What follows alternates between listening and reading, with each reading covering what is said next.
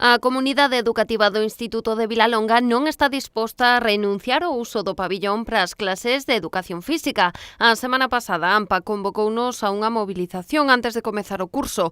Hoxe, despois do inicio das clases, volveron protestar. Estamos aquí reivindicando nun acto aquí diante do pabillón que podamos usalo. O único impedimento que nos pon a Consellería de Educación e tamén o Concello é a limpeza do pabillón.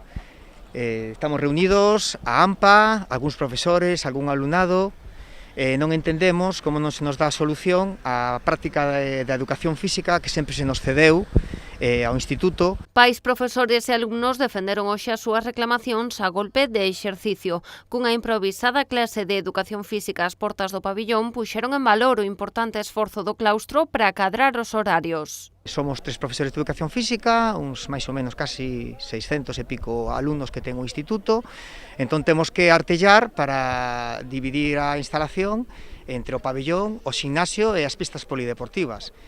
En caso de non ter o pabillón, pois vémonos abocados a compartir en horario a actividade física no patio exterior e no gimnasio. Ter un gimnasio e ter un pabillón é a maneira, pois, tanto de protexernos do frío, como da calor, como da chuvia. Hai máis de 20 anos que o Concello cede as instalacións ao Instituto para impartir estas clases, algo que a comunidade educativa defende que se podería seguir facendo. Agrupouse para que únicamente haxa que limpar o pabillón 3 días.